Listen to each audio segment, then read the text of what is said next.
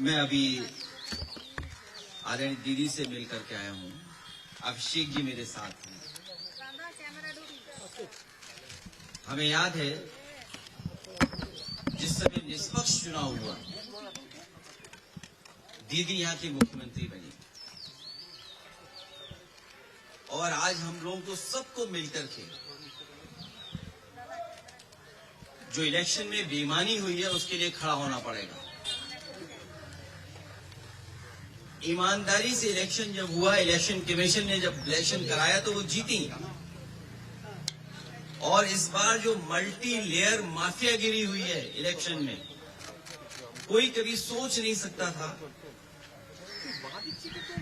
कि इस तरह की बेईमानी Bharatiya Janata party, election commission, उनके संगी साथी,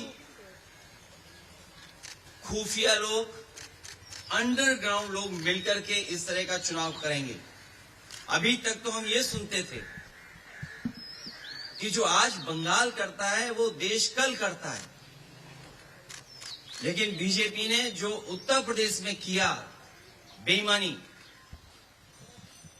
वो एक ट्रायल था उनका, और उससे सीख करके पूरा का पूरा चुनाव उन्होंने लूट लिया। सेंट्रल फोर्स हो, election commission, transfer posting, UP का चुनाव भी बड़े करीब से देखा है मैंने। न जाने कितने अधिकारियों की हम शिकायत करते थे, न कभी डीजीपी हटा, न कभी चीफ सेक्रेटरी हटे, न कोई डिस्ट्रिक्ट का अधिकारी हटाया उन्होंने। लेकिन जब बंगाल का चुनाव हुआ, पूरा का पूरा स्ट्रक्चरली उन्होंने अपना बनाया और उनको निर्देश दिए गए कि आपको चुनाव हराना है। आप में से बहुत सारे साथी होंगे, अब तो फोर्स के कई लोगों को 15 दिन की छुट्टी दी है, लीव। इतनी छुट्टी कभी सेंट्रल फोर्स को कभी नहीं मिली। अभी सुना है कि 15 दिन की छुट्टी दी गई है। और जिस तरह का व्यवहार यहाँ हो रहा है पॉलिटिकल वर्कर के साथ, पार्टी ऑफिस के साथ, हम लोग भी सरकार में आए और सरकार से गए, कभी कभी किसी वर्कर, पॉलिटिकल वर्कर के साथ इस तरह का व्यवहार नहीं हुआ। चाहे हमारे साथी अभिषेक हों, आदरणीय दीदी हों, उनको सिक्योरिटी की थ्रेट हो,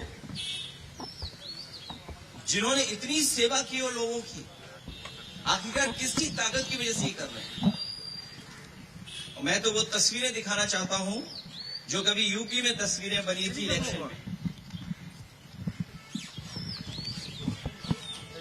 ये शायद तस्वीर आपने सबने देखी होगी, ये तस्वीर तो देखी होगी आपने।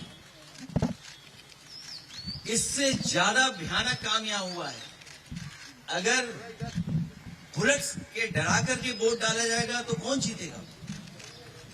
आप बुलेट से डरा रहे हैं वोट के लिए, और इलेक्शन कमीशन निष्पक्ष नहीं है, बीजेपी के सहारे पे काम कर रहा है। जब बाई इलेक्शन उत्तर प्रदेश का हुआ था, मैं लोकसभा में अपने सभी मेंबर्स को लेकर के, कफन लेकर के गए थे हमारे सांसद, और इसलिए लेके गए थे कि स्पीकर को दे दें जिससे कि इलेक्शन कमीशन तक ये चला जाए, क्योंकि हम लोगों ने कहा कि इलेक्शन कमीशन ही मर गया है।